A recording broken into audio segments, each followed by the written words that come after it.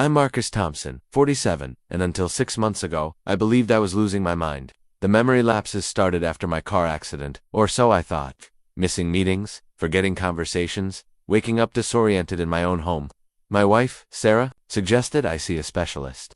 My brother David recommended a private facility. Even my teenage daughter Emma looked at me with pity. Worth $280 million from my tech consulting empire, I had everything to lose and everyone ready to help manage my condition. The doctors were baffled. The medications weren't working. But when I accidentally discovered a hidden camera in my bedroom and found traces of benzodiazepines in my morning coffee, everything changed. My family wasn't trying to help me. They were systematically destroying my mind to get to my fortune. The accident was just their perfect cover story.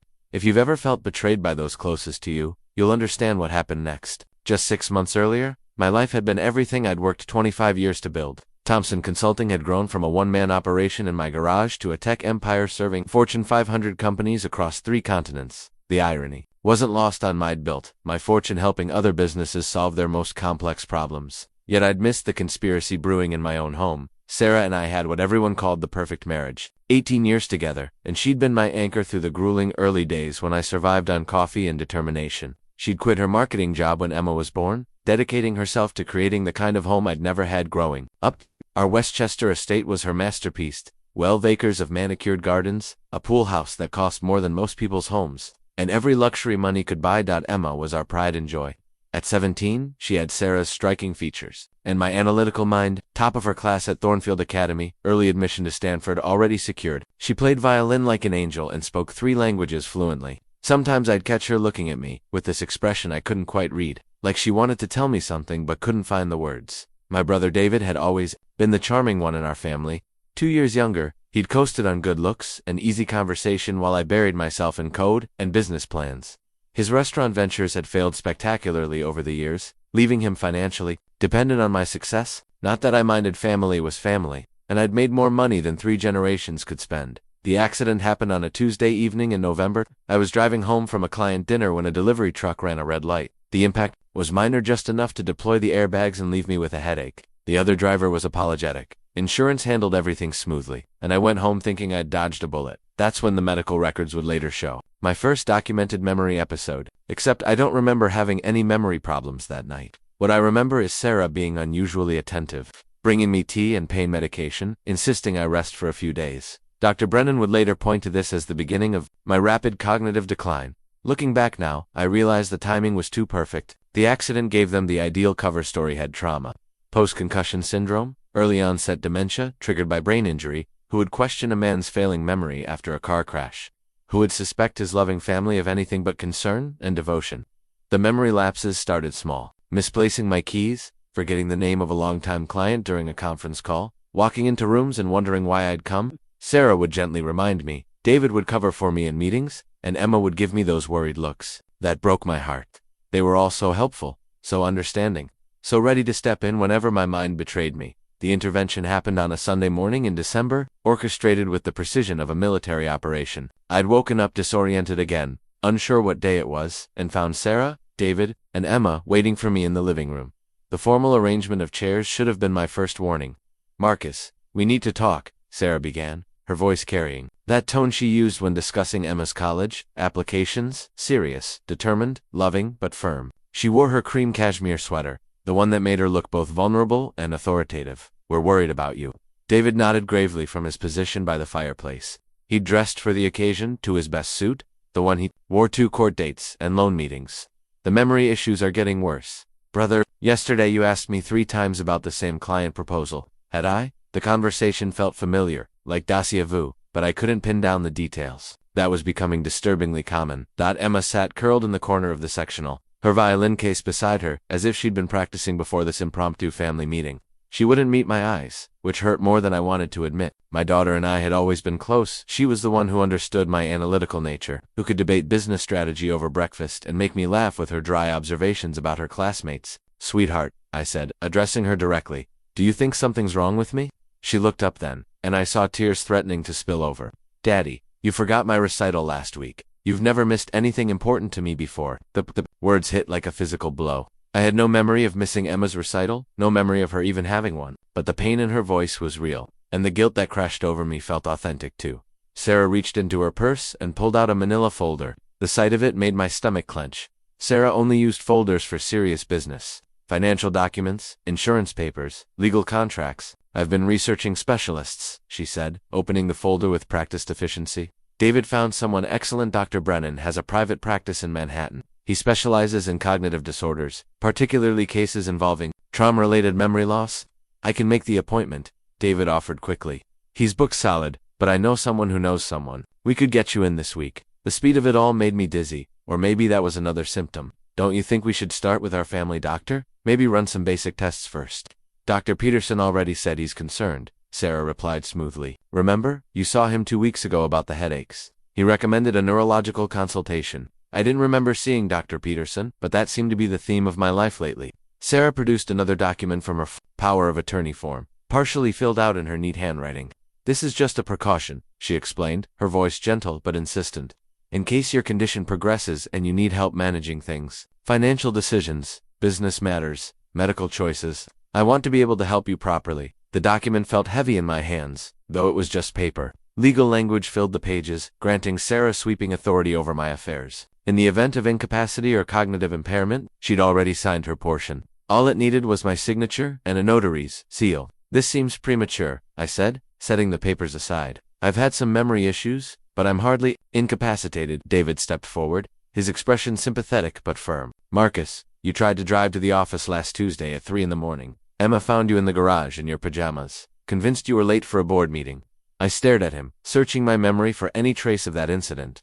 Nothing. It was like looking into a void where pieces of my life should be. Emma's soft voice broke the silence.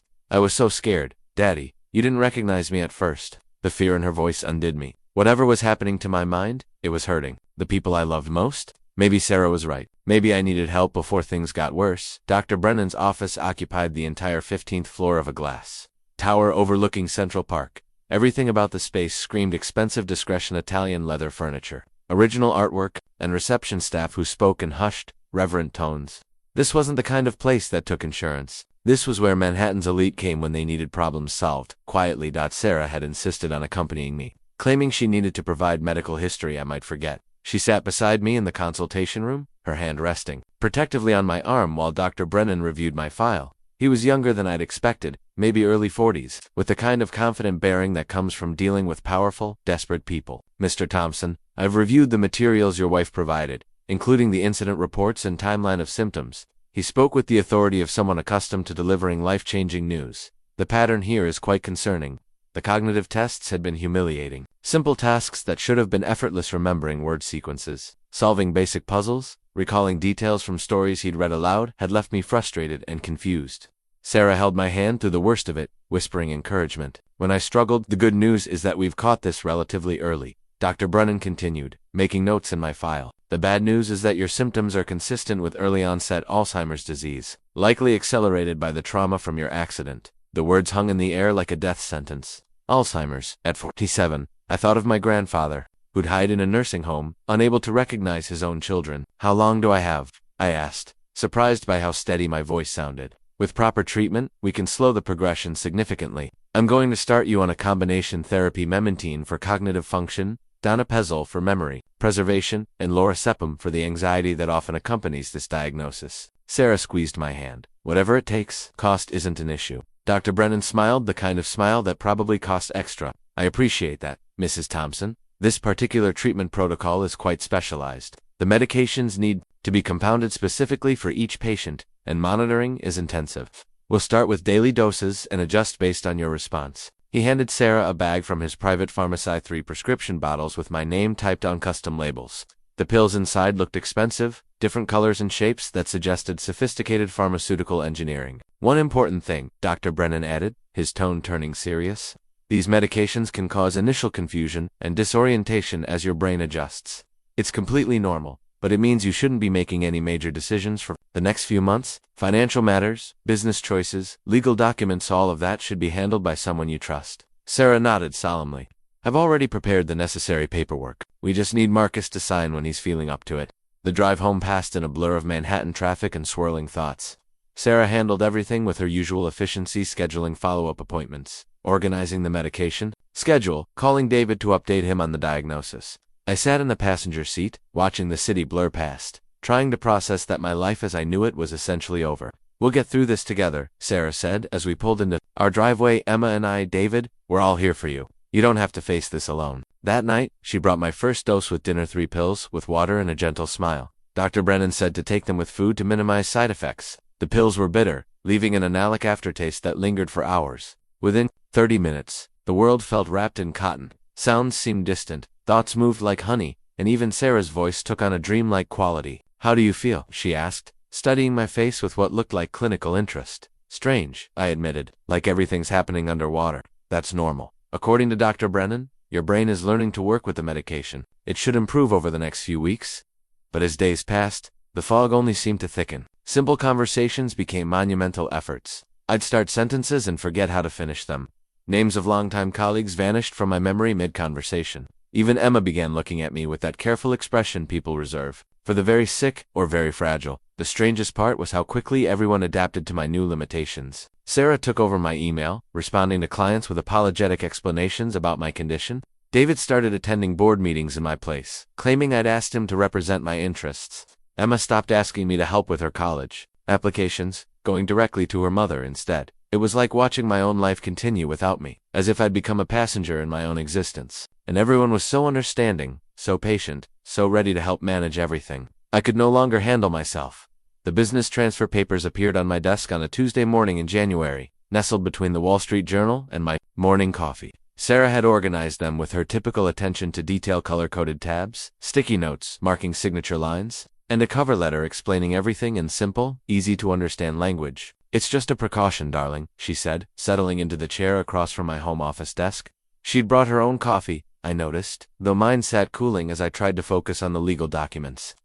"David spoke with the corporate attorneys yesterday. They're concerned about business continuity. If your condition worsens, the papers established a family trust with Sarah as primary trustee and David as backup. On the surface, it seemed reasonably a way to protect the company I'd built while ensuring my family's financial security. But something about the arrangement made my stomach clench with unease I couldn't articulate. "Why does David need 40% voting control?" I asked, pointing to a clause buried deep in the legal language. Sarah's smile was patient, the kind she used when Emma asked naive questions about adult matters. "He's been handling more of the day-to-day operations.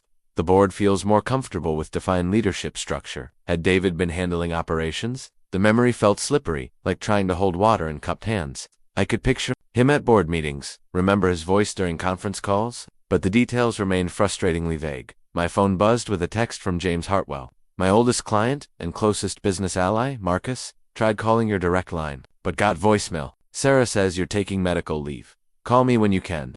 I stared at the message, confusion washing over me. Medical leave. When had I made that decision? "Sarah, did I tell James I was taking leave?" She looked up from her own phone, where she'd been typing rapidly. "We discussed it last week, remember? You were having trouble concentrating during client calls. We agreed it was better to step back temporarily while you adjust to the medication." No memory of that conversation existed in my mind, but that was becoming disturbingly normal. The pills Dr. Brennan had prescribed seemed to be erasing parts of my life even as they were supposed to preserve my cognitive function. "I should call James back," I said, reaching for my phone. "Let me handle it." Sarah replied quickly.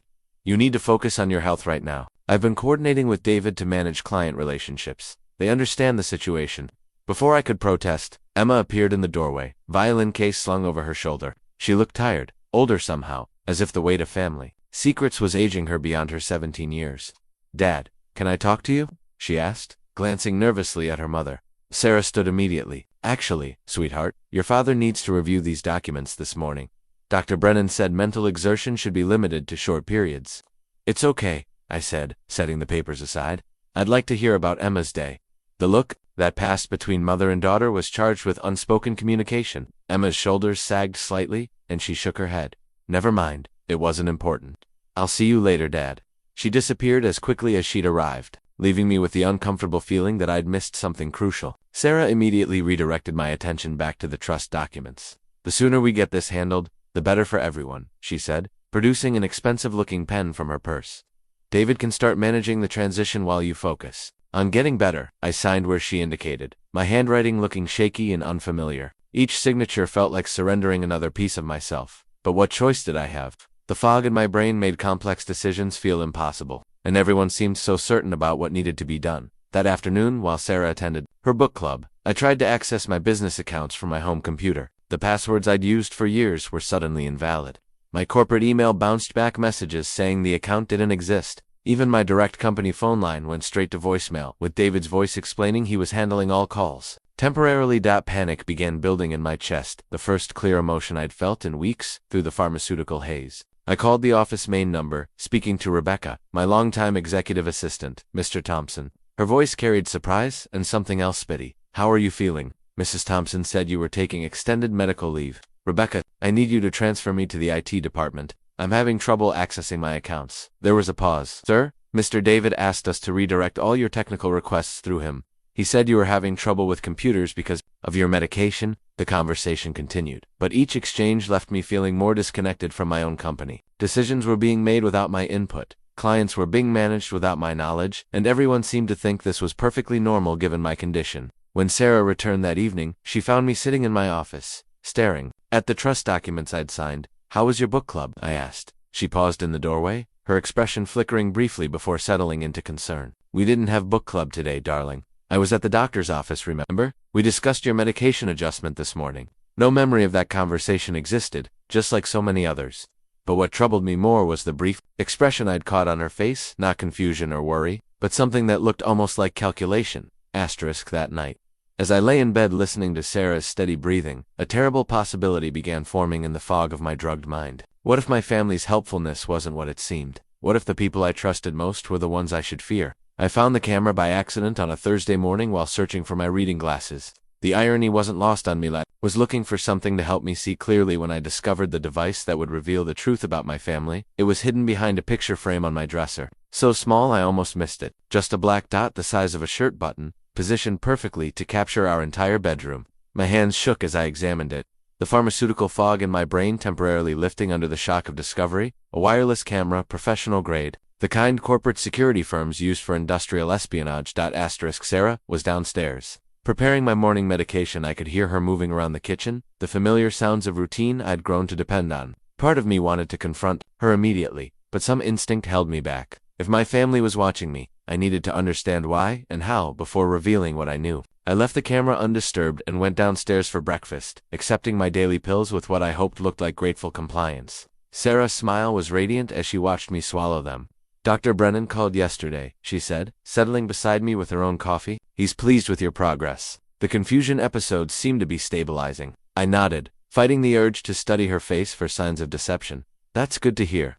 After she left for her weekly tennis lesson, I returned to the bedroom. With my laptop, the camera had to be transmitting somewhere, probably to a storage device or monitoring system. 25 years in tech consulting had taught me how these systems worked. It took an hour of careful searching, but I found the digital storage device hidden in the back of my closet, a small black box connected to our home Wi-Fi network. My hands trembled as I connected it to my laptop, praying the password hadn't been changed. The files stretched back 3 months. Hundreds of hours of footage capturing my most private moments. I felt sick watching myself move through our bedroom, unaware I was being monitored like a laboratory animal. But it was the audio that destroyed me. "He's getting suspicious about the business transfer." David's voice, crystal clear through my laptop speakers. The timestamp showed last Tuesday, while I thought he was in Boston on business. "It doesn't matter," Sarah replied. "The trust papers are signed. Even if he figures out what we're doing, legally he can't touch the assets now." I watched my wife, woman I'd loved for 18 years, move casually around our bedroom while discussing my destruction. She looked beautiful in the video, wearing the blue dress I'd bought her for our anniversary. "What about Emma?" David asked. "She's getting harder to control." Yesterday she almost warned him about the camera. "Emma will do what's best for the family," Sarah said firmly. "She understands the stakes. Besides, she's already been accepted to Stanford. She's not going to jeopardize her future for his sentimentality." The conversation continued, but I had to pause the playback. My daughter knew. My 17-year-old daughter knew. They were drugging me and stealing my fortune, and she'd chosen to stay silent. I forced myself to continue watching. The next segment showed Sarah adding white powder to my morning coffee, stirring it carefully before bringing it upstairs. The timestamp was from this morning less than 2 hours ago. "The new compound is working better," she said to someone. "Off camera he's more compliant, less likely to question things. Dr. Brennan says we can increase the dose if needed." "Good," came David's voice. "The board meeting is next week. Once we approve the asset liquidation, we'll have cash in hand. Then it won't matter what he remembers." Asset liquidation. They weren't just stealing control of my company, they were planning to sell it piece by piece. I scrolled through more files, finding weeks of similar conversations, planning sessions about my medical treatment, discussions of timeline and exit strategies, even debates about whether they should speed up the process by increasing my medication dosage. In one particularly chilling segment, I watched Sarah coaching Emma on what to say to Dr. Brennan during family therapy sessions. "Remember, he's gotten violent when confused," Sarah instructed. "Not physically violent, but verbally aggressive. Angry about things that don't make sense. The doctor needs to understand he's a danger to himself." "But Mom, Dad has never been violent," Emma protested, her voice small and uncertain. "Emma, your father is sick. What we're doing is helping him transition to the care he needs while protecting our family's future. Do you want to end up poor? Because your father's pride won't let him accept help." I'd never been violent, not once in my entire life had I raised my voice to my family in anger. But according to the medical records they were creating, I was becoming increasingly unstable and dangerous. The final video I watched was from 3 days ago. Sarah sat at her vanity, applying makeup while talking on the phone with someone. "The insurance policy is in place," she said. "50 million. Double indemnity if it's accidental death. Once his mental state deteriorates enough, it won't be hard to arrange something that looks like suicide. Wealthy men with dementia often take their own lives rather than become a burden." I slammed the laptop closed, my whole body shaking with rage and terror. They weren't just stealing my money, they were planning to kill me. And they were going to make it look like I'd chosen to die rather than live with my declining mental state. The medication they'd been giving me wasn't treating dementia, it was creating the symptoms. The memory loss, the confusion, the disorientation of it was chemically induced to make me appear mentally incompetent. I sat in my bedroom, surrounded by the evidence of my family's betrayal, and for the first time in months, my mind felt completely clear. The shock had burned away the pharmaceutical fog, leaving me with perfect, terrible clarity about my situation. My wife wanted me dead. My brother was helping her steal my fortune. My daughter was complicit in the plan, and everyone from Dr. Brennan to my own business associates believed I was losing my mind. But I wasn't crazy. I was being systematically destroyed by the people I loved most. And somehow I had to find a way to stop them before they succeeded in killing me. I needed proof beyond the surveillance footage, something concrete that would hold up in court. The next morning, I watched Sarah prepare my coffee with new eyes, noting how she turned away from me when adding what I now knew was medication to my cup. "Here you go, darling," she said, presenting it with her usual loving smile. I added extra cream, just how you like it. "Thank you," I replied, accepting the cup with steady hands. "I'll drink it in my office. I want to review some emails before my therapy appointment." Her expression flickered with something disappointment, but she nodded. "Of course. Just remember to take your pills with breakfast." In my office, I carefully poured half the coffee into a small glass sample bottle I'd hidden in my desk drawer. The rest I dumped into the plant by my window, a poor ficus that had been mysteriously declining for months. Now I understood why. The sample bottle went into a small cooler bag, along with ice packs and careful labeling. I'd researched private laboratories online, places that could test for drug compounds without requiring medical authorization or insurance claims that might alert Sarah.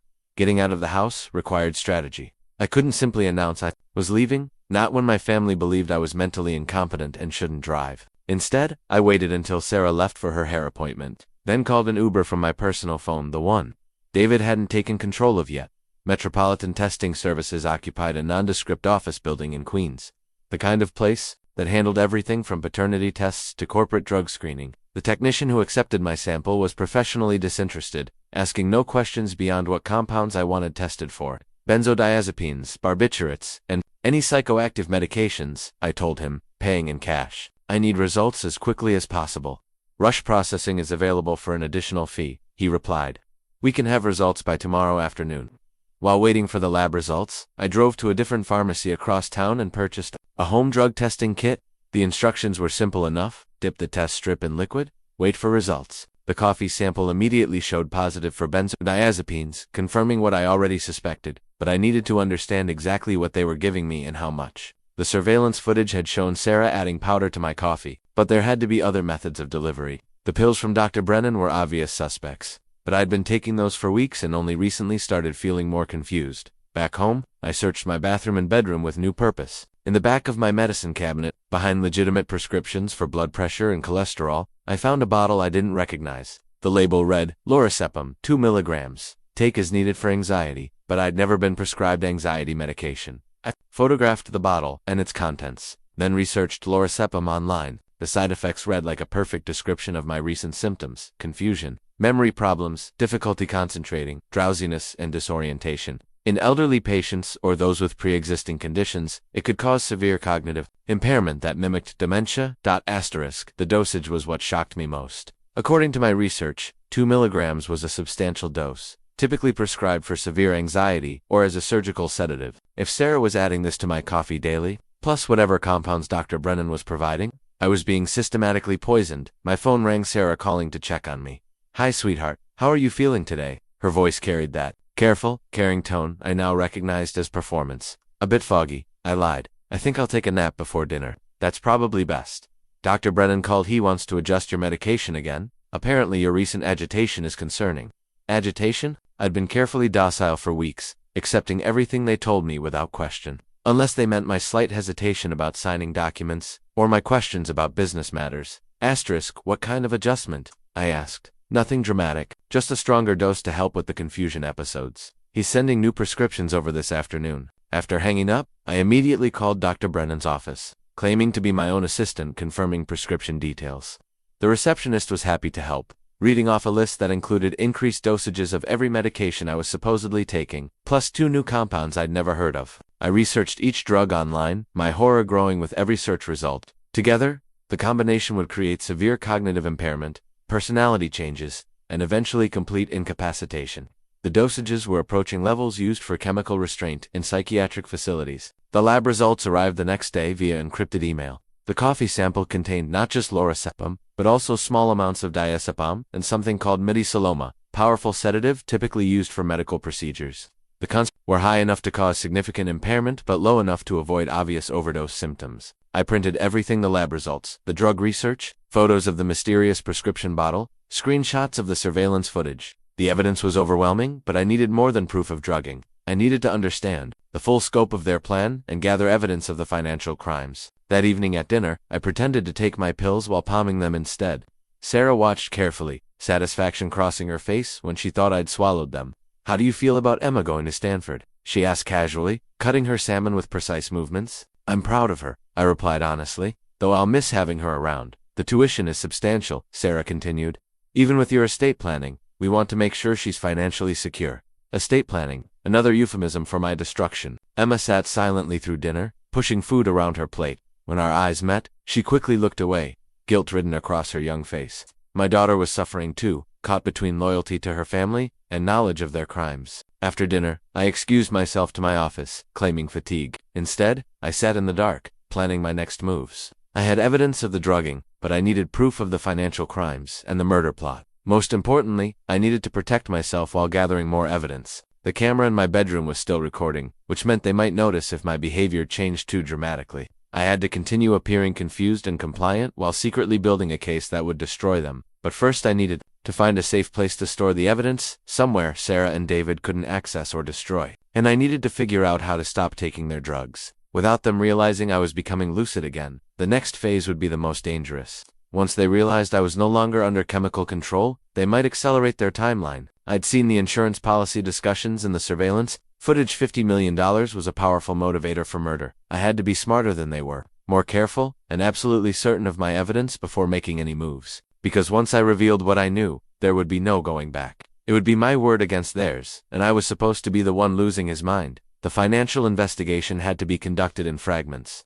Stolen moments when Sarah was occupied and David wasn't monitoring my activities. I'd learned to mimic the effects of their drugs, moving slowly, speaking hesitantly, pretending confusion when they expected it, while my mind worked with crystalline clarity for the first time in months. Access to my own accounts required careful planning. Sarah had changed most of my passwords, but she'd underestimated my technical background. I'd built backdoors into my own systems years ago, security measures designed to prevent exactly this kind of scenario. The irony was bitter. I'd prepared for corporate espionage, never imagining the threat would come from my own family. Using my laptop in the early morning hours, while Sarah slept beside me, I accessed my primary bank accounts through administrative pathways she didn't know existed. What I found made my stomach clench with rage and disbelief. Over the past 4 months, systematic transfers had moved nearly $40 million from my personal accounts into new trusts and investment vehicles. The paperwork bore my digital signature, or rather, a very sophisticated forgery of it. Sarah had been busy while I was supposedly losing my mind.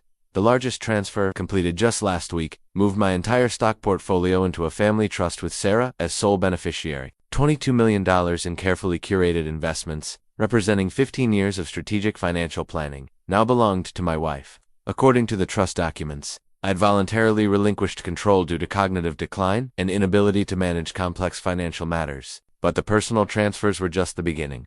Thompson Consulting's corporate accounts showed even more disturbing activity. David had indeed been handling operations, but not in the way I'd understood. Major contracts had been renegotiated, with new payment terms that diverted funds into shell companies. Client retainers were being moved into accounts I didn't recognize. The business I'd spent 25 years building was being systematically looted. That I found the shell companies registered in Delaware 3 LLCs with generic names like Strategic Holdings and Atlantic Consulting Services. The registration paperwork listed David as managing member and Sarah as financial officer. They'd created an entirely parallel business structure designed to siphon money from my legitimate company. The scope of their theft was staggering. Conservative estimates put the total at over $60 million. But they were moving fast now, liquidating assets and converting everything to cash or easily transferable investments. They weren't planning to control my wealth, they were planning to steal it entirely. More disturbing were the insurance policies I discovered. Not just the $50 million life insurance policy I'd overheard Sarah discussing, but disability insurance with substantial payouts for cognitive impairment, and accidental death policies with double indemnity clauses. If I died or became permanently incapacitated, my family would collect over $80 million on top of the assets they'd already stolen. The timeline was becoming clear. They needed me declared mentally incompetent to complete the asset transfers, then either permanently institutionalized or dead to secure the insurance payouts. The drugging was just phase one of a carefully orchestrated plan. To destroy me financially and possibly physically, I printed financial records onto a secure printer in my office. One connected to a private network Sarah couldn't monitor. Each document was damning evidence of systematic fraud, but I needed more than bank records. I needed proof of their criminal intent and their methods. Using corporate investigation tools I still had access to, I researched Dr. Brennan's practice more thoroughly. What I found was a pattern that chilled me to the bone. Over the past 5 years, at least a dozen wealthy patients had been diagnosed with early-onset dementia or Alzheimer's. All were men between 40 and 60. All had been declared mentally incompetent within months of their first appointment, and 3 had died within a year of diagnosis. All ruled suicides or accidents. Dr. Brennan wasn't just complicit, he was running a sophisticated operation targeting wealthy individuals. The fake medications, the rapid diagnoses, the pressure for immediate legal arrangements. It was a systematic scam that had probably netted millions in stolen assets. I cross-referenced the patient names with public records, finding a disturbing pattern of widows who'd remarried within months of their husbands' deaths, often to men with criminal records or substantial debts. The wives had help partners who provided expertise in financial crime,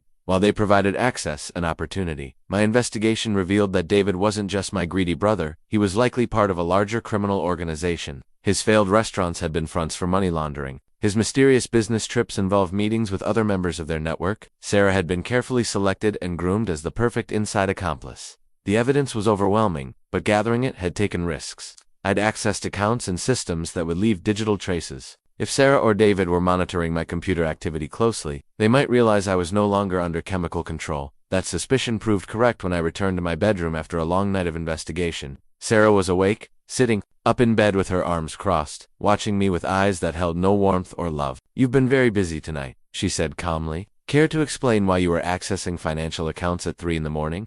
My heart hammered, but I forced my expression to remain confused and docile. I couldn't sleep. Tried to check my retirement account, but the password wasn't working. "Which account?" she asked, her voice sharp with suspicion. "Though the one with—" I let my voice trail off, as if struggling to remember. I wanted to see if I had enough for Emma's college. Sarah studied my face for a long moment, then reached over to touch my forehead. "You feel warm? Are you taking your medication properly?" "I think so," I replied, allowing uncertainty to creep into my voice. "Sometimes I forget if I've taken the morning pills." She relaxed slightly, her expression softening into familiar condescension. "That's why I handle your medications now. Remember, you don't need to worry about those things anymore." But I saw something else in her eyes: calculation. She was wondering if I'd seen too much, learned too much, become too much of a risk to their timeline. The next morning, she brought my coffee with an extra bright smile and watched even more carefully as I pretended to drink it. The dose felt stronger, making me genuinely drowsy despite my attempts to dump most of it. "Dr. Brennan wants to see you today," she announced. "He's concerned about your nocturnal wandering.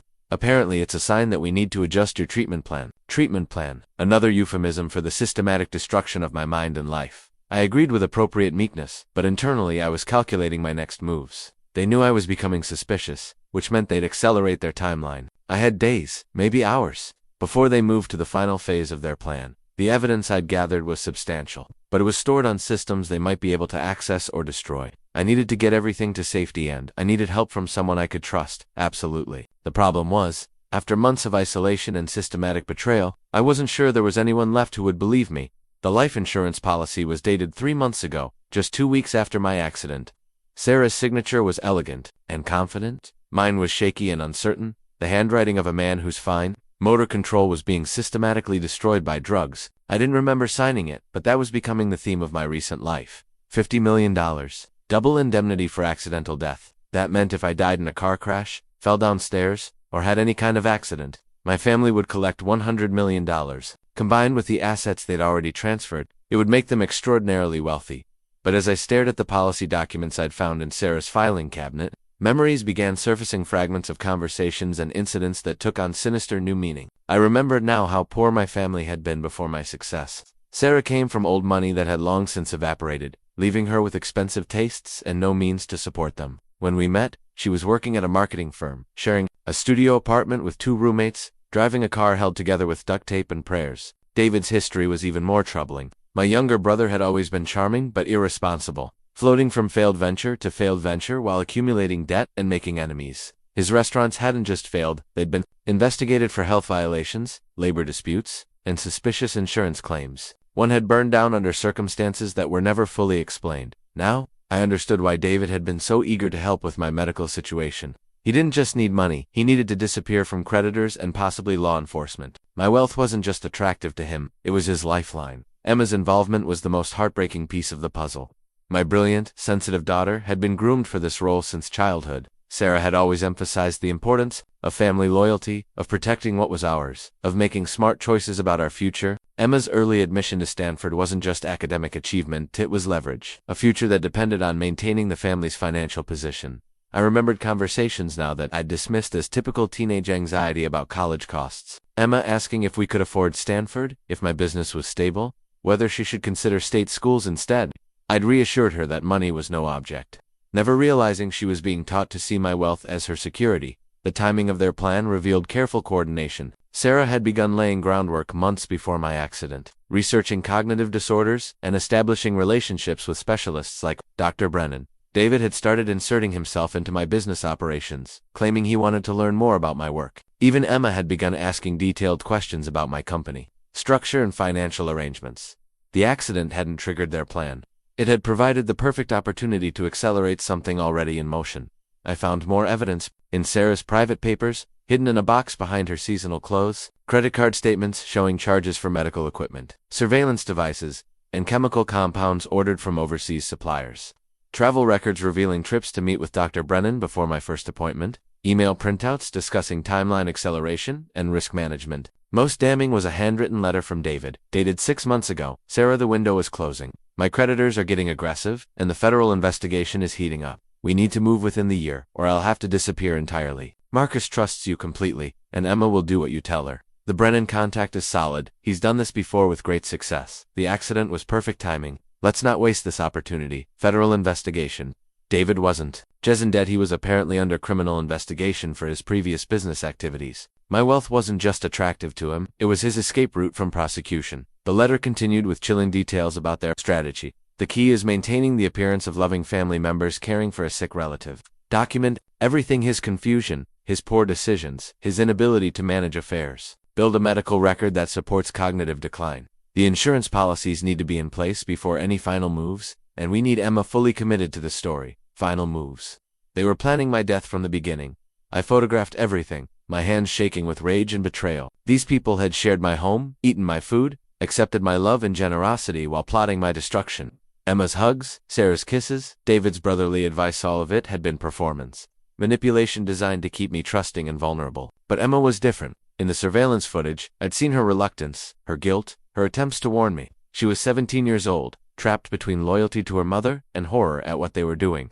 She wasn't a criminal mastermind, she was a victim too, coerced into participating in something that would haunt her forever. That night, as I lay in bed pretending to sleep, I listened to Sarah's breathing and wondered how long she'd been planning this. Had she married me for love, only to grow resentful of my control over the wealth? Or had she identified me as a target from the beginning, playing a long game that spanned nearly 2 decades? The woman beside me had borne my child, shared my dreams, comforted me through failures, and celebrated my successes. She knew my fears, my hopes, my deepest vulnerabilities, and she was using all of that intimate knowledge to destroy me as efficiently as possible.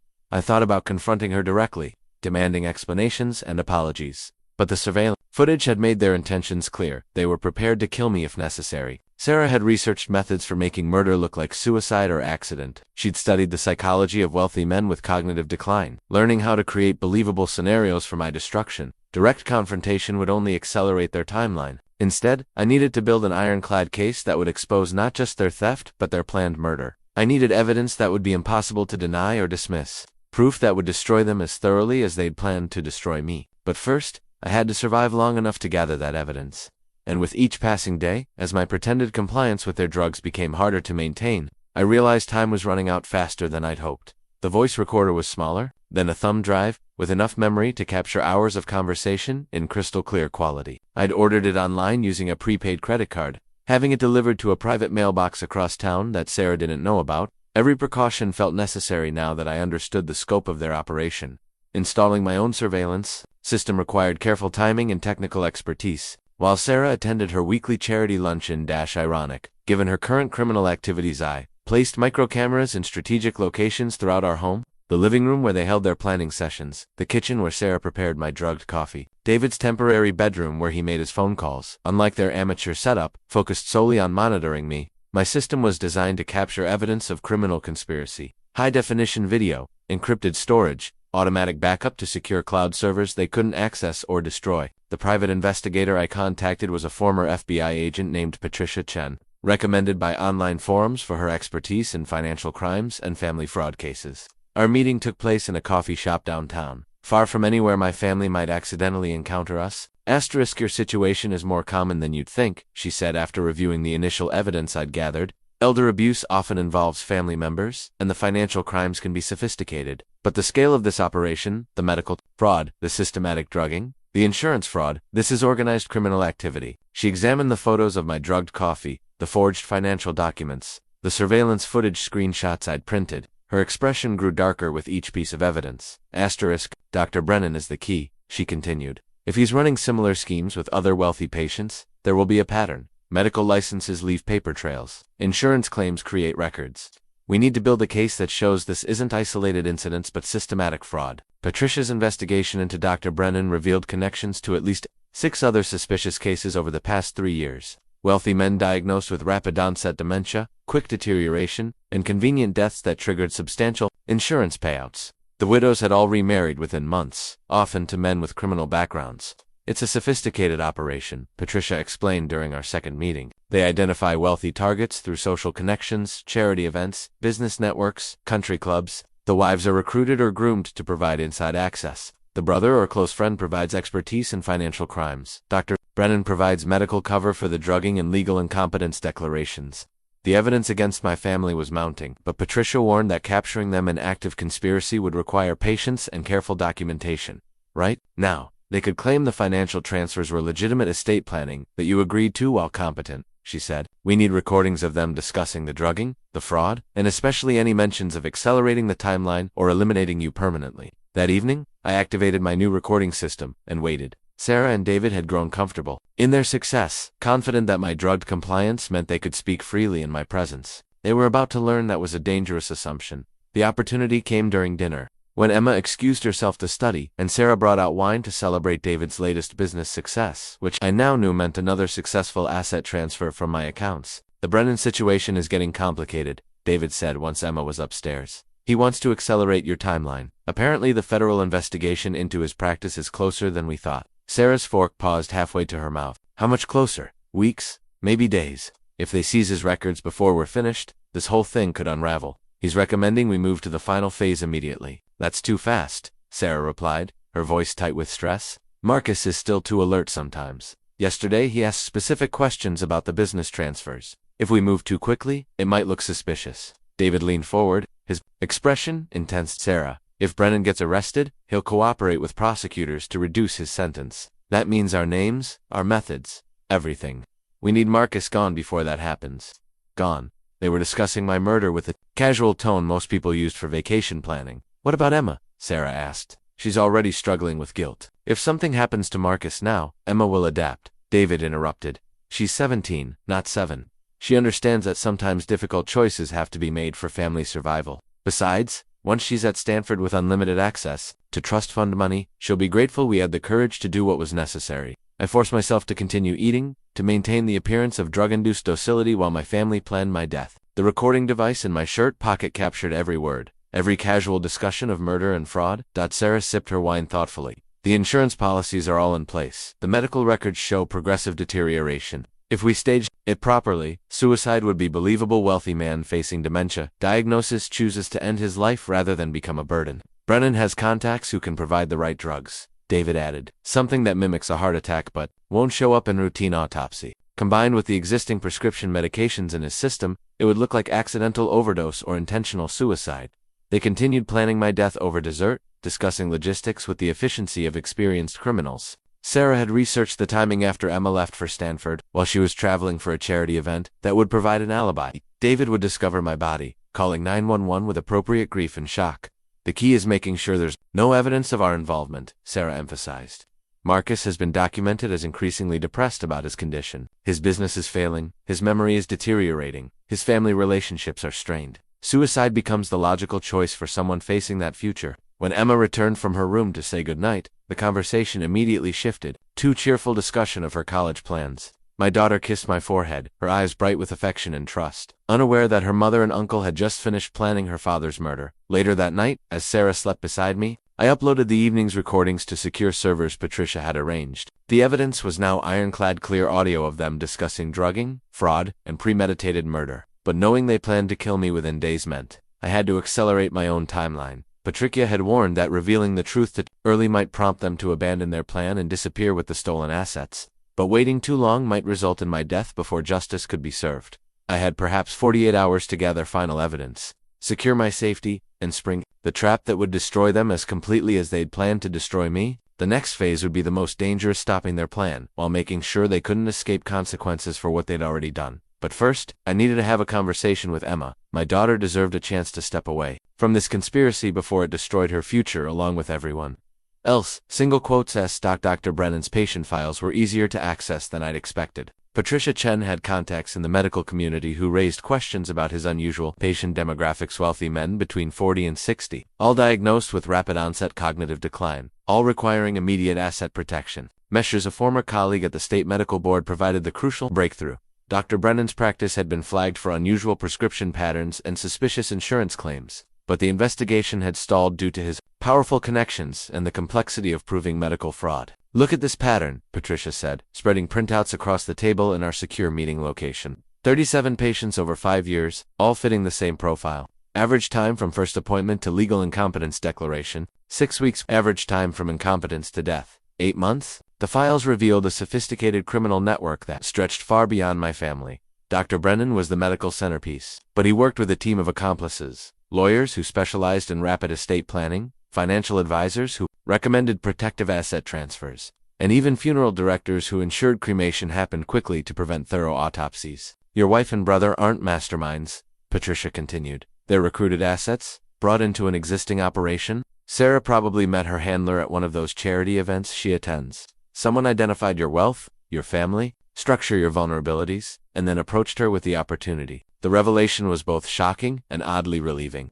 Sarah hadn't spent 18 years planning my destruction. She'd been recruited into it, probably during a vulnerable period when my success had made her feel powerless and resentful. But that didn't excuse her enthusiastic participation in planning my murder. The network's other victims followed disturbingly similar patterns. Successful businessmen whose wives suddenly became concerned about their mental health.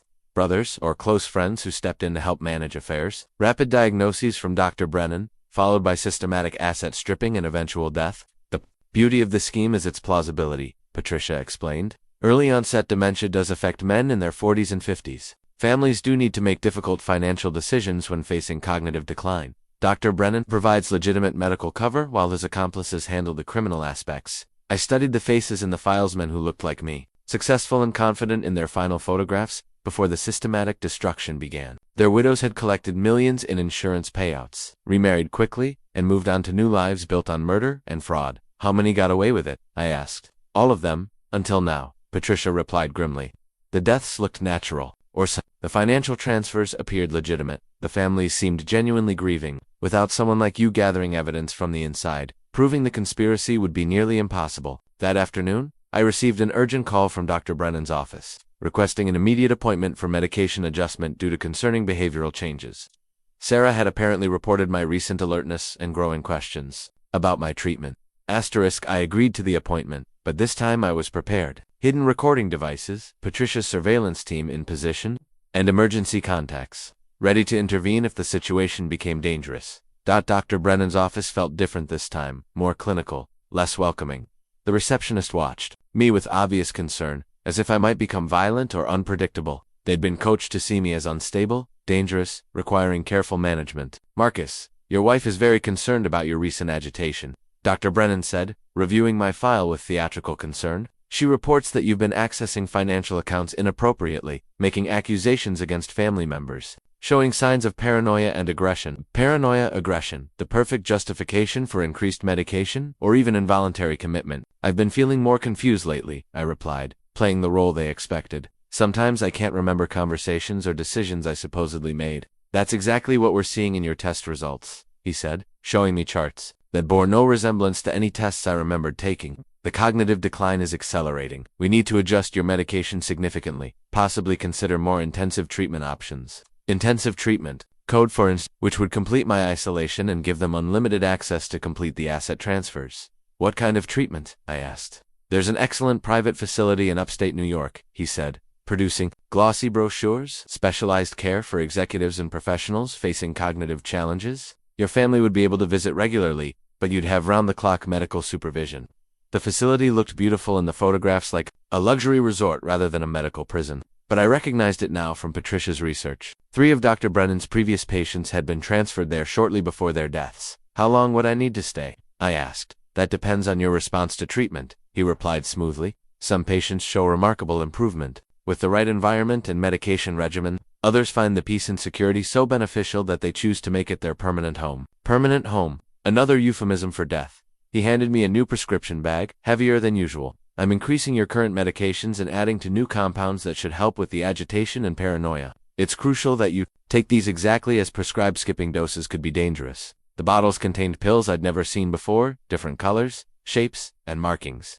When I researched them later, I discovered they were powerful antipsychotics and sedatives, drugs that would render me virtually catatonic within days. Your wife mentioned you've been having trouble remembering to take your medication, Dr. Brennan continued. We're arranging for a visiting nurse to ensure compliance. She'll be starting tomorrow. A visiting nurse? Someone to force-feed me the drugs if I refuse to take them voluntarily. As I left his office, I realized the timeline had accelerated beyond my worst fears. They weren't planning to kill me in weeks or months. They were moving to the final phase immediately. The new medications would incapacitate me within days. The visiting nurse would ensure I couldn't refuse them, and transfer to the upstate facility would complete my isolation. Once I was institutionalized, my death could be arranged quietly and efficiently, with Dr. Brennan providing medical cover and my loving family expressing appropriate grief over my tragic decline. I had perhaps 24 hours before the visiting nurse arrived, and my ability to resist their plan ended permanently. The evidence I'd gathered was substantial, but proving conspiracy required catching them in the act of implementing their plan. Tomorrow, to determine whether I exposed their crimes or became their final victim. The art of pretending to be drugged, while remaining lucid, required careful observation of my own previous behavior. I studied the surveillance footage Patricia had helped me analyze, noting the subtle signs of chemical impairment I'd displayed over the past months: slower speech patterns, delayed responses, difficulty focusing on complex topics. Most importantly, I had to maintain the physical symptoms of benzodiazepine use: slightly dilated pupils, occasional hand tremors, and the general appearance of someone fighting through mental fog. Sarah watched me constantly now, analyzing my every word and gesture for signs that I was becoming resistant to their chemical control. The fake medication bottles I'd prepared were identical to the real ones, filled with harmless vitamins and over-the-counter supplements that wouldn't interfere with my mental clarity. I practiced the routine each morning, accepting the pills from Sarah with grateful compliance, swallowing them with exaggerated difficulty, then discreetly disposing of the real drugs when she wasn't watching. "How are you feeling today, sweetheart?" Sarah asked over breakfast, her tone carrying that familiar mixture of concern and calculation. "Fuzzy," I replied, letting my words slur slightly. "Had strange dreams again." Something about the office, but I can't remember the details. She nodded with satisfaction. Dr. Brennan said the new medication might cause vivid dreams initially. It's a sign that your brain is adjusting to the treatment. The visiting nurse arrived precisely at 9 a.m., introduced as Helen Morrisina, pleasant woman in her 50s who radiated professional competence. Sarah had clearly briefed her extensively on my condition and the importance of medication compliance. I'll be helping you establish a better routine for your medications, Mr. Thompson, Helen explained, setting up a professional pill organizer on the kitchen counter. Dr. Brennan wants to ensure you're getting the full benefit of your treatment. I watched her carefully sort the new pills into daily compartments, noting how she handled each medication with particular attention to dosage and timing. The antipsychotics were scheduled for morning and evening, designed to keep me chemically subdued around the clock. I understand you've been having trouble remembering to take your pills, she continued kindly. That's very common with cognitive disorders. I'll be here twice daily to supervise and make sure you're getting proper nutrition and hydration. Supervision, another word for imprisonment. That afternoon, while Helen documented my compliance in detailed nursing notes, I overheard a phone conversation between Sarah and David in the next room. My hidden recording devices captured every word of their increasingly urgent planning. The nurse thinks he's responding well to the increased dosage, Sarah reported. He's been more compliant today, less questioning about business matters. Good, David replied, because the Brennan situation is critical. Federal agents visited his office yesterday asking questions about patient records. We need to move to the facility transfer within 48 hours, that fast. Helen said the medication adjustment usually takes a week to stabilize. We don't have a week, Sarah. If Brennan gets arrested, this whole operation collapses. Marcus needs to be safely transferred before that happens. And then we need to accelerate the final timeline. Final timeline? They were discussing my murder with the casual efficiency of people planning a business trip. What about Emma? Sarah asked. She's supposed to leave for Stanford orientation next week. If something happens to Marcus while she's away, perfect timing, David interrupted. She'll be across the country with a solid alibi. When she gets the tragic news about her father's sudden decline and death, she'll come home to comfort her grieving mother and inherit a substantial trust fund. Their planning had reached terrifying precision. Emma's college departure wasn't. Coincidentally, it was carefully timed to provide her with an alibi, while giving them freedom to complete my destruction. I spent the evening playing the role of a confused, medicated patient while secretly documenting every detail of their conspiracy. Helen prepared my evening medications with clinical precision, watching carefully as I pretended to swallow pills that would have rendered me unconscious within hours. Dr. Brennan wants to see you tomorrow, Sarah announced as Helen finished her documentation. He's arranging for a consultation about the upstate facility. The visiting room has excellent views, and the staff specializes in cases like yours. Do I have to go? I asked, injecting appropriate fear and confusion into my voice. It's for your own safety, darling, Sarah replied, stroking my hair with what looked like genuine affection. You've been getting more agitated lately, and Dr. Brennan thinks a controlled environment would help stabilize your condition.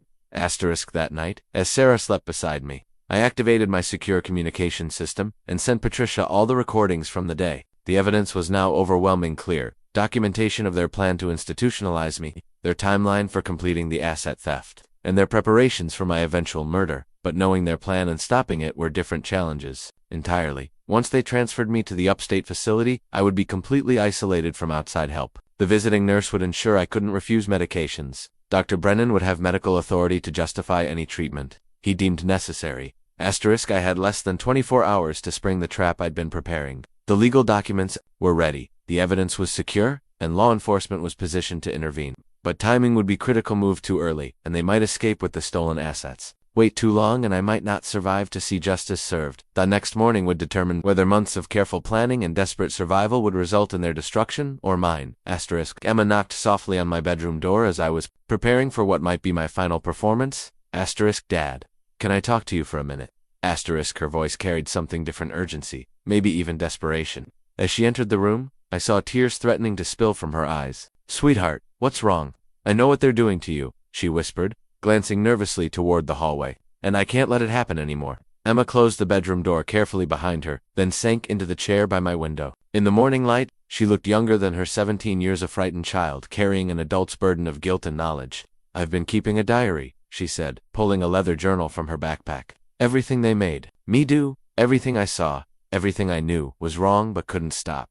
I thought if I wrote it down, maybe someday I could find a way to make it right. She opened the journal, revealing pages of careful handwriting, dates, times, detailed accounts of conversations and observations. My daughter had been documenting the conspiracy against me even while being forced to participate in it. It started last spring, she began, her voice barely above a whisper. Mom said our financial situation was more complicated than I understood, that your business was in trouble, that we might lose everything if we didn't make some difficult decisions. I listened without interrupting, letting her tell the story in her own way. She said you were getting sick memory problems from stress and overwork and that you were making bad business decisions that could destroy our family. Uncle David was helping, she said, protecting us from your poor judgment while you were unwell.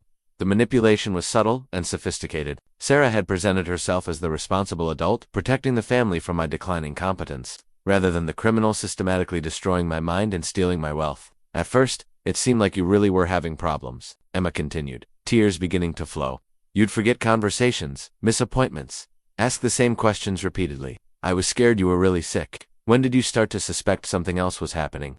The morning I caught Mom putting powder in your coffee, she said, her voice breaking. When I asked about it, she said it was medication Dr. Brennan had prescribed, that you wouldn't take it voluntarily because you didn't understand how sick you were. Emma wiped her eyes with the back of her hand, struggling to continue. But then, I researched the drugs online. Lorazepam isn't dementia medication, it's for anxiety and sleep disorders. High doses cause confusion and memory loss. I confronted Mom about it, and what did she say? She said you were having violent episodes that we couldn't manage safely, that the medication was necessary to keep you calm while we arranged proper medical care. She showed me recordings of you saying things that sounded angry and threatening, but I realized later they were edited clips taken out of context. My brilliant daughter had figured out the truth months ago but had been trapped by her age, her dependence on family, and her mother's sophisticated manipulation. I wanted to tell you, she continued, but Mom said if anyone found out about the medication, you'd be taken away from us immediately, that Child Protective Services would remove me from the home because they'd think we couldn't care for you safely. Another layer of psychological control threatening Emma with the destruction of our family if she revealed the truth. She said, the only way to keep our family together was to make sure you got the medical care you needed, even if you couldn't understand why it was necessary. I was supposed to support the story about your condition, to help convince doctors and lawyers that you needed protection from your own poor judgment. What changed your mind? Emma pulled a folded paper from her journal, a printout of an email conversation between Sarah and David that she'd somehow accessed. I found this yesterday, she said. They're not planning to get you medical care, Dad. They're planning to make sure you can't ever recover. The email chain was explicit about their timeline and intentions. References to permanent solutions and completing the transition that could only mean murder. Emma had finally understood that her mother wasn't protecting our family, she was destroying it. I've been pretending to go along with everything, while secretly documenting the truth, she said, showing me pages of detailed entries, dates when they drugged you, conversations about moving money, discussions about insurance policies. I even recorded some of their phone calls when they thought I wasn't home. My daughter had been conducting her own investigation, gathering evidence while trapped in an impossible situation. Her intelligence and moral courage had overcome months of manipulation and psychological pressure. Emma, I need you to know that I don't blame you for any of this, I said, taking her hands in mine. You were a child being manipulated by adults. Who should have protected you? What you've done by documenting the truth that took incredible courage, but I participated, Dad. I lied to doctors. I confirmed stories about your condition that I knew weren't true. I helped them steal from you. You were coerced by people who had complete power over your life. That's not the same as choosing to commit crimes. I explained what I'd discovered about the broader conspiracy, Dr. Brennan's network, and the evidence I'd been gathering. Emma's eyes widened as she realized the scope of what they'd been involved in. They're planning to move you to a facility, upstate, she said urgently. Today, Mom scheduled the transport for this afternoon while I'm supposed to be at school. Once you're there, she said your condition would deteriorate rapidly, and I would die there, far from anyone who might ask difficult questions. Emma nodded, fresh tears streaming down her face. I can't let that happen. I won't let them kill my father. They won't, I assured her. But I need your help to stop them safely. Are you willing to do something very brave? She straightened, determination replacing fear in her expression. What do you need me to do? I explained the plan Patricia and I had developed, the legal trap we'd prepared, the evidence we'd gathered, the law enforcement coordination that would expose the entire conspiracy.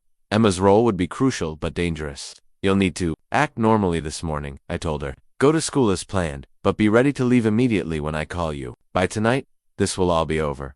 What about Mom? She asked, her voice small and heartbroken. Your mother made choices that led her here, I said gently. We can hope she'll get help and eventually understand how wrong this was.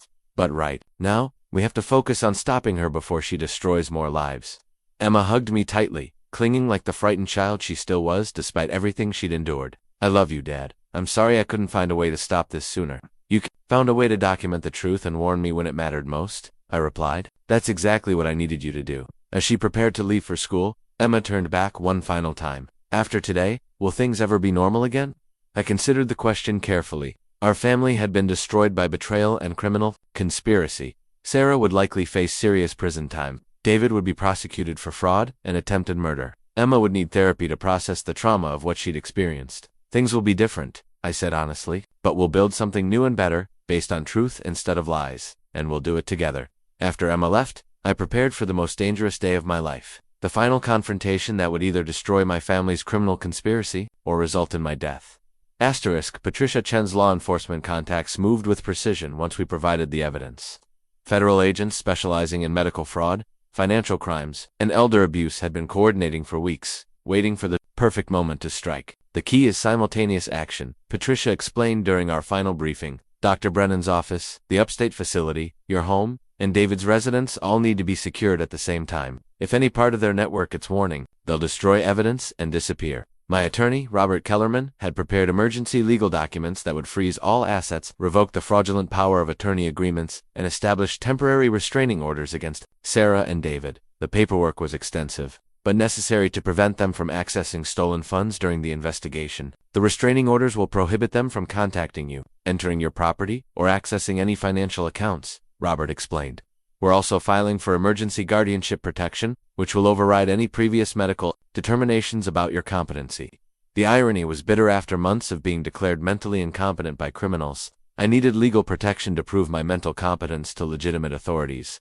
At 9 a.m., as Helen, the visiting nurse, prepared my morning medications, I received a text message that simply read, "Execute." The operation was beginning. I accepted the pills from Helen with my usual compliant demeanor. But instead of pretending to swallow them, I clearly spat them into my hand. I'm not taking these anymore, I said calmly. And I'm not going to any upstate facility. Helen's professional composure cracked immediately. Mr. Thompson, you need to take your medication. Dr. Brennan was very clear about the importance of compliance. Dr. Brennan is a criminal, I replied, standing and moving toward the kitchen door. And you're either part of his conspiracy or an unwitting accomplice to attempted murder. Sarah appeared from the living room, her face cycling through confusion, alarm, and calculation. Marcus, what's wrong? You're not making sense. I'm making perfect sense for the first time in months, I said, pulling out my phone to show her the recording app. I haven't been taking your drugs for weeks. I've been documenting everything: the surveillance cameras you installed, the financial theft, the forged documents, and most importantly, your plans to murder me. The color drained from Sarah's face as she realized the scope of what I'd discovered. Helen looked between us, beginning to understand she'd been manipulated into participating in criminal activity. You're hallucinating, Sarah said, her voice taking on the patient tone she'd used throughout my illness. The medication changes have made you paranoid. Helen, please call Dr. Brennan immediately. I've already called someone, I replied. Several someones, actually. As if summoned by my words, the doorbell rang. Through the window, I could see federal agents positioning themselves around our property. The moment of truth had arrived. Sarah's mask of loving concern finally slipped completely, revealing the cold calculation underneath. You have no idea what you've done, she hissed. David has connections you can't imagine. Dr. Brennan has protected clients who will make sure this investigation disappears. Not this time, I said, opening the front door to admit Agent Jennifer Martinez and her team. The next few hours unfolded with the efficiency of a well-coordinated military operation. While agents secured our home and began documenting evidence, similar raids were occurring at Dr. Brennan's office, David's residence, and the upstate facility where I was supposed to have been transferred. Helen Morrison, it turned out, was indeed an unwitting accomplice, a legitimate nurse hired through an agency that specialized in cognitive care. She'd been given falsified medical records and explicit instructions about my dangerous condition. Her cooperation with the investigation would be crucial in proving the sophistication of their deception. Mrs. Thompson, Agent Martinez said formally, you're under arrest for conspiracy to commit murder, elder abuse, financial fraud, and insurance fraud. The list of charges continued as Sarah was read her rights, her expression shifting from defiance to disbelief to terror. David's arrest occurred simultaneously at his apartment, where agents found detailed records of the money laundering operation, correspondence with other members of Dr. Brennan's network, and evidence of his own criminal background that made him valuable to their organization. Dr. Brennan himself was arrested at his office while meeting with another potential victim, a 62-year-old business owner whose wife had recently become concerned about his memory problems. The timing prevented another family from experiencing what mine had endured. By afternoon, the financial aspects of the case were being unraveled by forensic accountants. The stolen assets were frozen, the fraudulent transfers were being reversed, and the insurance policies were flagged for investigation. The scope of the financial crimes was staggering: over $80 million in theft and attempted fraud connected to my case alone. Emma returned from school to find our home surrounded by federal agents and news crews. I met her at the end of our driveway, wrapping her in a protective embrace, as reporters shouted questions about our family's involvement in a major criminal conspiracy. "Is it over?" she asked, clinging to me. "The criminal part is over," I replied. "Now comes the hard part: healing from what they did to us." Robert Kellerman handled the media with professional efficiency, releasing a statement that identified me as a victim of systematic elder abuse and financial fraud rather than a participant in criminal activity. Emma's role as a coerced minor who ultimately helped expose the conspiracy was carefully protected from public scrutiny. That evening, as federal agents finished processing evidence from our home, Emma and I sat in the living room that had been the site of so many criminal planning sessions. "What happens to Mom?" she asked quietly. "She faced trial for very serious crimes," I said honestly. "If convicted, she's looking at decades in federal prison." "Do you think she ever really loved us?" It was the question I'd been dreading, because I wasn't sure of the answer. Had Sarah married me for love that later turned to greed? Or had she identified me as a target from the beginning? "I think she loved the life we could provide," I said carefully. "But real love doesn't involve systematically destroying someone you claim to care about. What she did to me, to us, that wasn't love." Emma nodded, processing emotions too complex for anyone to handle gracefully. "I'm proud of you," I continued. "You were trapped in an impossible situation, and you found a way to do the right thing. That took incredible courage." "I was so scared," she admitted. "For months, I felt like I was going crazy knowing something was wrong, but being told I was imagining things." "That's called gaslighting," I explained. "It's a form of psychological abuse designed to make victims question their own perceptions. The fact that you trusted your instincts despite constant manipulation shows how strong you really are." As we talked through the evening, I realized that Emma and I had both survived something that destroyed many families. We'd been victimized, manipulated, and betrayed by people who should have protected us. But we'd also found ways to resist, to document the truth, and ultimately to fight back. The legal battles would continue for months, possibly years. The psychological healing would take even longer. But for the first time in months, my mind was clear, my assets were secure, and my daughter was safe. Tomorrow would begin the process of rebuilding our lives from the wreckage of systematic betrayal. It wouldn't be easy, but it would be honest, something our family hadn't been in far too long. The federal courthouse in Manhattan felt like neutral ground for what would likely be my final conversation with Sarah. She sat across from me in the small conference room, wearing an orange jumpsuit instead of the designer clothes that had been part of her carefully constructed image. Without makeup and expensive styling, she looked older, smaller, more vulnerable than the woman who had systematically planned my destruction. Her attorney, a public defender who looked overwhelmed by the complexity of the case, had arranged this meeting as part of plea negotiations. The evidence against Sarah was overwhelming: recorded conversations, financial documents, surveillance footage, and Emma's detailed diary all painted a picture of calculated criminal conspiracy. "Hello, Marcus," she said quietly, her voice lacking the confident manipulation I'd grown to recognize. "I suppose you're here to gloat." "I'm here to understand," I replied honestly. 18 years of marriage, Sarah, a daughter we raised together, a life we built. I need to know when it stops being real for you.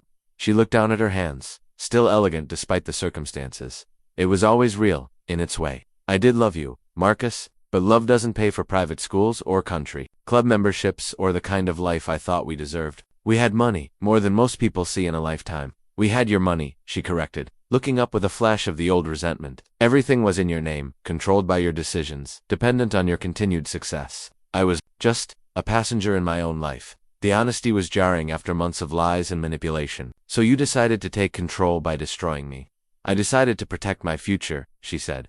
"David approached me 2 years ago with information about Dr. Brennan's program. He showed me what could happen if your business failed, if you had a heart attack, if something went wrong with our perfect life. I'd have nothing, Marcus. No career, no financial independence, no security, except what you chose to give me. You could have talked to me about your concerns. We could have restructured our finances, given you more control, could we?" she interrupted. "You made every major decision, reviewed every significant expense. You loved me, but you also managed me like another business asset." The accusation stung because it contained a grain of truth.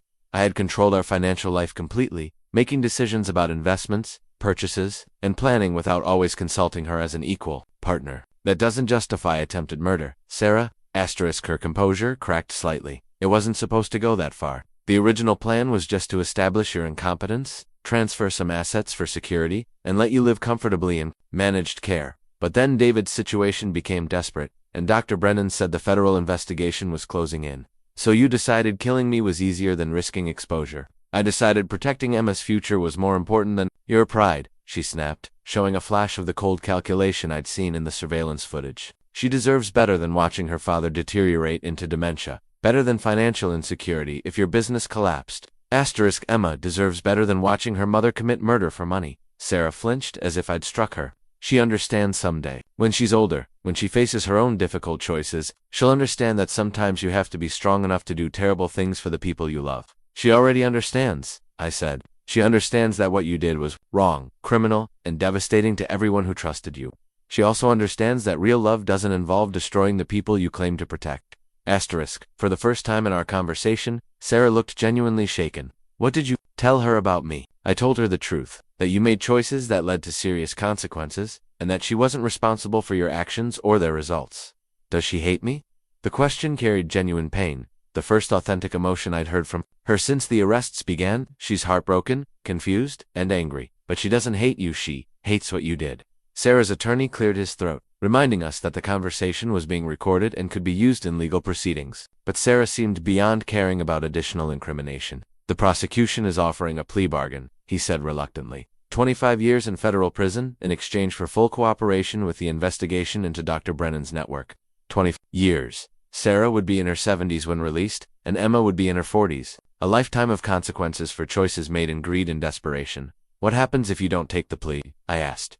Trial, her attorney replied grimly. And if convicted on all charges, she's looking at life without parole. Sarah stared. At the table between us, processing the destruction of everything she'd worked to achieve. David's already agreed to cooperate, she said finally. He's giving them everything: names, methods, other victims, financial records. He says the network goes back over a decade, involves dozens of people, and Dr. Brennan, trying to claim he was just providing legitimate medical care, that he didn't know about the financial crimes or murder plots. But they found too much evidence in his files. Too many suspicious deaths connected to his patients.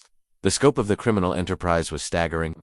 My family hadn't just participated in a crime, they'd been part of a sophisticated operation that had destroyed multiple families and stolen millions of dollars over years of systematic fraud. I need you to know something, Sarah said, looking directly at me for the first time since I'd entered the room. When I signed up for this, I thought I was protecting our family from potential future problems. I never intended for it to become what it became, but you didn't stop it when you realized how far it was going. No, she admitted. I didn't. The money was intoxicating. The power was addictive, and stopping meant losing everything I thought I was gaining. We sat in silence for several minutes, the weight of 18 years of shared history pressing down on both of us. This woman had been my partner, my confidant, the mother of my child. She'd also been my would-be murderer, my systematic destroyer, my most intimate enemy. I'm sorry, Marcus, she said finally. Not because I got caught, but because I became someone capable of hurting you and Emma so deeply. You deserved better than that. We all deserved better, I replied. But sorry doesn't undo the damage, I know. I'm hoping it's at least a starting point for something, maybe not forgiveness, but maybe understanding. As I prepared to leave, Sarah asked one final question. Will you tell Emma that I loved her? Even when I was making terrible choices, even when I was becoming someone I didn't recognize, I loved her. I'll tell her, I promised. But you should also write to her, when you're ready. She'll need to hear your own words about what happened and why. Walking out of that courthouse, I felt a complex mixture of emotions: relief that the truth was finally acknowledged, sadness for the destruction of our family, and determination to build something better from the wreckage. Sarah's confession had provided answers, but not absolution. Understanding her motivations didn't excuse her actions, but it did help explain how 18 years of marriage had led to systematic betrayal and attempted murder. Tomorrow would bring new challenges as Emma and I worked to rebuild our lives. But today, for the first time in months, I felt like I was finally free from the web of lies that had nearly destroyed us both. The trial proceedings unfolded over 8 months. Each hearing revealing new layers of the criminal conspiracy that had nearly destroyed my life. Federal prosecutors built their case methodically, using the evidence I'd gathered along with testimony from other victims who'd come forward after the arrests made headlines. Dr. Brennan's conviction came first. The medical fraud charges alone carried substantial penalties. But the murder conspiracy charges, supported by recorded conversations and documented deaths of previous patients, resulted in life imprisonment without possibility of parole. His medical license was permanently revoked, and his assets were seized to provide restitution to victims' families. The upstate facility where I was supposed to have been transferred was shut down permanently after investigators discovered a pattern of suspicious deaths among wealthy patients. 3 staff members were charged as accessories to murder, and the facility's director received a 20-year sentence for operating what prosecutors called a murder mill disguised as a medical care center. David's cooperation with federal investigators proved extensive and valuable. His testimony revealed the scope of the criminal network: at least 47 cases over 12 years, with estimated theft totaling over $300 million. His plea agreement resulted in a 15-year sentence and full restitution of stolen funds, though his cooperation came too late to save him from significant prison time. Sarah's trial was the most difficult for Emma and me to endure. Sitting in the courtroom, listening to detailed testimony about her planning and participation in the conspiracy, forced us to confront the reality of how completely she'd betrayed our family. The prosecution's case was overwhelming. Recorded conversations played in open court revealed Sarah discussing my murder with casual efficiency. Financial records showed her systematic theft of assets. Surveillance footage displayed her drugging my coffee each morning with clinical precision. Her defense attorney attempted to portray her as a manipulated victim of David's influence and Dr. Brennan's expertise, but the evidence contradicted any claim of coercion. Sarah had been an eager and active participant, contributing ideas and pushing for accelerated timelines when she felt their progress was too slow. Emma testified reluctantly, her voice steady but her hands shaking as she described the months of psychological manipulation and coercion she'd endured. Her diary entries were read into evidence, providing a detailed timeline of the conspiracy from the perspective of an unwilling participant forced to watch her family destroy itself. I knew what they were doing was wrong, Emma told the court, but I was 17 years old and completely dependent on them. My mother convinced me that my father was becoming dangerous, that we were protecting him by managing his care. It wasn't until I realized they were planning to kill him that I found the courage to act. The jury deliberated for less than 4 hours before returning guilty verdicts on all charges against Sarah: conspiracy to commit murder, elder abuse, financial fraud, insurance fraud, and money laundering. The judge sentenced her to 35 years in federal prison without possibility of parole for 25 years. Mrs. Thompson, the judge said during sentencing, you systematically betrayed the trust of your husband and daughter, participated in a conspiracy that resulted in multiple deaths, and showed no remorse until faced with the consequences of your actions. Your crimes represent a profound violation of the most fundamental bonds of family and marriage. The civil proceedings that followed the criminal trials focused on asset recovery and restitution. Forensic accountants had tracked down most of the stolen funds, though some money had been transferred offshore and remained difficult to recover. The insurance companies canceled the fraudulent policies and pursued their own criminal charges against the conspirators. My business, Thompson Consulting, had survived the scandal largely intact. While the revelation of the conspiracy had initially shocked clients and partners, the evidence clearly showed I'd been a victim rather than a participant. Several major contracts had been renegotiated, and the company's reputation for integrity had actually been enhanced by how we'd handled the crisis. Emma's college plans required significant adjustment. Stanford had been understanding about her situation, allowing her to defer enrollment for a year while she processed the trauma and attended therapy. The stolen funds designated for her education had been recovered and placed in a secure trust that only she could access upon reaching adulthood. The media attention was intense, but generally sympathetic. Stories about our case helped expose similar elder abuse schemes across the country, leading to legislative changes that strengthened protections for vulnerable adults and increased penalties for family-based financial crimes. 6 months after the final sentencing, Emma and I attended a victim impact symposium where other families shared their experiences with similar conspiracies. The scope of the problem was staggering: thousands of cases annually, most never discovered or prosecuted. What happened to your family represents both the worst and best of human nature, said Dr. Patricia Hendricks, a specialist in elder abuse prevention. The worst because people you trusted completely betrayed that trust for money. The best because you found the courage and intelligence to fight back and protect each other. The symposium led to my involvement in legislative advocacy for stronger elder abuse protections. Working with other survivors and law enforcement specialists, we drafted model legislation that was adopted in multiple states, creating better safeguards and more severe penalties for family-based financial crimes. Emma surprised me by expressing interest in studying criminal justice and elder abuse prevention in college. I want to help other families avoid what we went through, she said. Maybe I can't prevent every betrayal, but I can help people recognize the warning signs and fight back effectively. The financial recovery was substantial but incomplete. We'd recovered about 80% of the stolen assets, enough to ensure Emma's future and rebuild our lives comfortably. The missing 20%, approximately $16 million, remained in offshore accounts, controlled by international criminal networks that were beyond the reach of U.S. law enforcement, but the emotional recovery was more complex and ongoing. Emma struggled with trust issues and guilt over her forced participation in the conspiracy. I dealt with the psychological aftermath of systematic poisoning and the betrayal by my wife and brother. We both attended therapy, both individually and together, working to process trauma that would affect us for years to come. Yet there was also profound satisfaction in seeing justice served so completely. The criminals who'd targeted our family were in prison. Their network was dismantled, and other potential victims were protected by the evidence we'd provided. Standing in the courthouse after the final sentencing, Emma and I realized we'd not only survived systematic betrayal and attempted murder, we'd helped destroy a criminal enterprise that had victimized dozens of families over more than a decade. It's really over, Emma said, relief evident in her voice. This part is over, I corrected gently. Now comes the part where we build something better.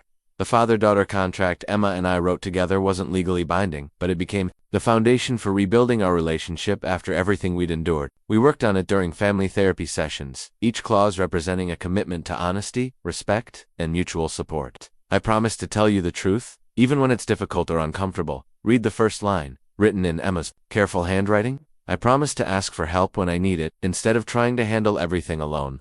My commitments were equally specific. I promise to listen without judgment when you need to talk about what happened. I promise to include you in family decisions that affect your future, and to respect your growing independence while still providing guidance and support. Dr. Sarah Chen, our family therapist, had warned that rebuilding trust after systematic betrayal would be a long process requiring patience from both of us. Emma needed to learn that not all adults would manipulate and deceive her. I needed to learn that my daughter's forced participation in the conspiracy didn't reflect her true character or values. Trust isn't something you rebuild overnight, Dr. Chen explained during one of our sessions. It's built through consistent actions over time, small demonstrations of reliability, honesty, and care that accumulate into a foundation of security. The early months were challenging. Emma experienced nightmares about the conspiracy, panic attacks when faced with complex family decisions, and persistent guilt about her role in the crimes against me. I struggled with hypervigilance about people's motives, difficulty accepting help from others, and anger that sometimes erupted unexpectedly. But we also discovered strengths we hadn't known we possessed. Emma's intelligence and moral courage had been crucial in exposing the conspiracy. My analytical skills and determination had enabled me to gather evidence while under chemical attack. Together, we'd survived something that destroyed many families. Keep thinking about the other victims, Emma said during one of our evening conversations. The families who didn't figure out what was happening in time? Do you think we could have done something to help them? We did help them, I replied. The evidence we gathered led to arrests that prevented future crimes. The testimony you gave helped convict people who would have continued victimizing other families. These conversations became a regular part of our healing process. Emma needed to understand that her actions had ultimately been heroic, not criminal. I needed to process my own complex emotions about Sarah's betrayal and the loss of the family structure we'd once shared. Stanford had agreed to Emma's request for delayed enrollment, giving her a gap year to focus on recovery and preparation. For independence, she used the time productively working with a victim advocacy organization, completing online college courses, and developing the emotional resilience she'd need for university life. I'm scared about going away to college, she admitted one evening, as we reviewed her course selections. What if I can't trust people? What if I'm too suspicious to make real friends? You'll learn to distinguish between healthy caution and paranoid fear, I assured her. The experience you've had, as terrible as it was, has given you insights about human nature that most people don't develop until much later in life. We developed new family traditions to replace the ones that had been tainted by the conspiracy. Sunday morning breakfasts, where we discussed our week ahead. Monthly financial reviews, where Emma learned about budgeting and investment planning. Regular volunteer work with elder abuse prevention, organizations that gave purpose to our painful experience. The house felt different after Sarah's arrest and conviction. Rooms that had been sites of criminal planning were redecorated or repurposed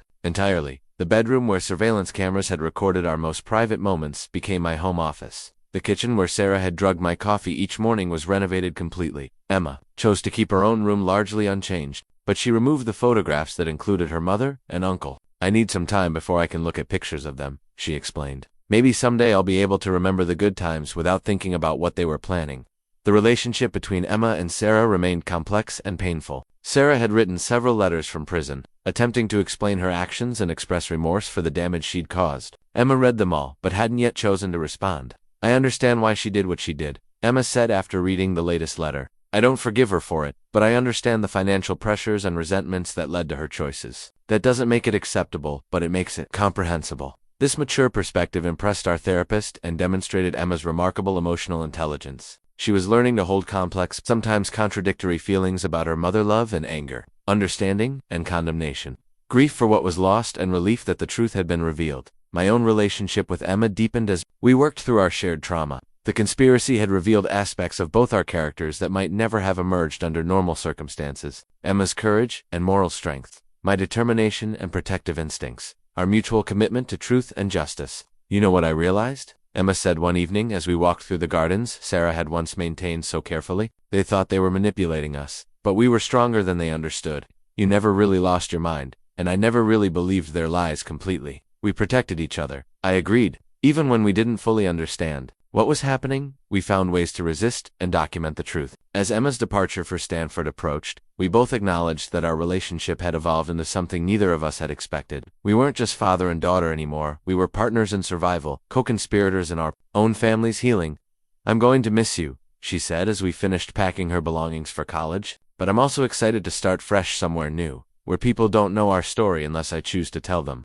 You'll always have a home here, I assured her, but you've earned the right to build your own life. Make your own choices, and trust your own judgment about people. The contract we'd written together would travel with her to California, a reminder of the commitments we'd made to each other and the trust we'd rebuilt from the wreckage of systematic betrayal. Whatever challenges lay ahead, we would face them, with the knowledge that our family, reduced in size but strengthened by adversity, had survived the worst that human nature could inflict and emerged with our integrity intact. 2 years after the arrests that changed everything, I stood at the podium of the Thompson Foundation's inaugural conference on elder abuse prevention. The ballroom was filled with law enforcement officials, healthcare professionals, victim advocates, and family members who'd experienced similar betrayals.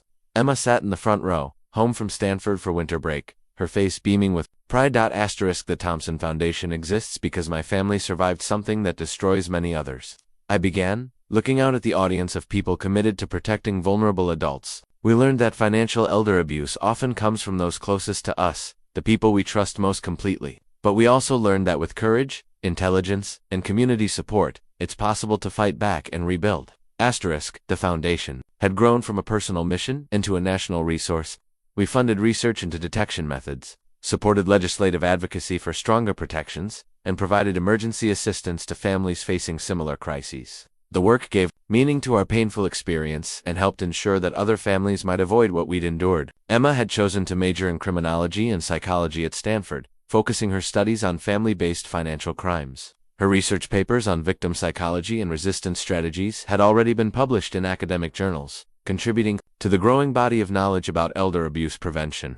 Dad, I've been thinking about graduate school, she told me during her winter break visit. There's a program at Georgetown that combines law and social work, specifically focused on elder advocacy. I think I could make a real difference there. You're already making a difference, I replied, gesturing toward the thank you letters we regularly receive from families who'd been helped by the Foundation's resources. But if law school feels right to you, you have my complete support. Our relationship had evolved into something I'd never experienced before. Partnership between equals who'd survived extraordinary circumstances together. Emma's insights into human psychology often exceeded my own, while my business experience helped her understand the financial mechanisms that enabled systematic abuse. The house felt peaceful now, renovated and redecorated to eliminate reminders of the conspiracy that had nearly destroyed us. The gardens Sarah had once maintained were cared for by a professional service, but Emma and I had added our own Tochiza Memorial Rose Garden for other victims of elder abuse, and a vegetable garden that supplied fresh produce to local food. Thompson Consulting had not only survived the scandal but thrived in its aftermath. Clients appreciated the transparency and integrity we demonstrated throughout the crisis, and several competitors had lost business to us as a result. The company now included a pro bono division that provided cybersecurity services to elder advocacy organizations. Sarah's letters from prison continued to arrive monthly, though Emma still hadn't chosen to respond directly. The letters showed genuine remorse and detailed accounts of the prison therapy programs she was attending, but they also revealed the persistent self-justification that had enabled her crimes in the first place. She still thinks she was protecting us, Emma observed after reading the latest letter. Even from prison, she can't fully accept that her actions were purely selfish and destructive. Some people never develop that level of self-awareness, I replied, but the fact that she's trying to understand what she did, that's something, even if it's not enough. David had been released after serving 8 years of his 15-year sentence. His cooperation with law enforcement having earned him early parole, he'd attempted to contact us several times, seeking what he called family reconciliation. But we'd maintained firm boundaries about any relationship with him. I don't hate him, Emma said when David's latest letter arrived, but I don't trust him, and I don't think I ever will. Some relationships can't be repaired after that level of betrayal. The Foundation's work had expanded internationally, partnering with organizations in countries where elder abuse protections were less developed. We'd helped fund training programs for healthcare workers, supported legislation in several states, and created educational resources that were being used worldwide. Marcus, have you considered writing a book about your experience? Asked Dr. Patricia Hendricks during the Foundation's board meeting. Your story could help so many families recognize warning signs and respond effectively. The idea had occurred to me, but putting our experience into a public memoir felt like a massive exposure of our most private pain. I'll think about it, I said. Maybe after Emma finishes college, when we have more distance from the trauma. That evening, Emma and I discussed the book proposal over dinner at our favorite restaurant, a small Italian place where the owner always asked about our foundation work and contributed annually to our cause. I think you should write it, Emma said, surprising me, not as a memoir, but as a guide for other families. Show them how to recognize the signs, how to gather evidence, how to protect themselves legally and financially. Would you be comfortable with our story being public? Our story is already public, she pointed out. The criminal trials were covered extensively in the media, but a book could provide context and guidance that news stories can't offer. As we drove home through the Westchester countryside, I reflected on how completely our lives had changed. 2 years earlier, I'd been a victim of systematic poisoning and financial theft, isolated from reality by people I trusted completely. Emma had been a frightened teenager, coerced into participating in crimes against her own father. Now we were advocates, educators, and partners in rebuilding, not just our own family, but helping strengthen protections for all vulnerable families. The foundation had become our shared mission, transforming our painful experience into a source of hope and healing for others. Dad, Emma said, as we pulled into our driveway, do you ever regret that it happened? I mean, obviously it was horrible, but look at what came out of it, the foundation. The legislation, the families we've helped. I regret the pain it caused you, I said honestly. I regret the destruction of our family structure and the betrayal we experienced, but I don't regret that we survived it and found ways to help others. I feel the same way. It was the worst thing that ever happened to us, but it also revealed who we really are when everything else is stripped away. That night, as I reviewed foundation documents in my home office, I realized Emma was right about the book project. Our story could provide practical guidance that might prevent other families from experiencing similar devastation. I opened my laptop and began typing. I'm Marcus Thompson, 49, and 3 years ago I discovered my family was systematically poisoning me to steal my fortune. If you're reading this because you suspect someone close to you is not who they seem, this guide might save your life. The foundation would continue its work. Emma would pursue her studies and advocacy career, and our family, smaller but stronger than before, would keep building something meaningful from the wreckage of betrayal. We'd learned that love alone isn't enough to protect a family, but love combined with vigilance, courage, and community support can overcome even the most systematic destruction. That lesson, hard-won through months of terror and years of healing, was worth sharing with anyone who needed to hear it. Sometimes the worst betrayals create the strongest foundations for rebuilding. Our family was living proof of that possibility.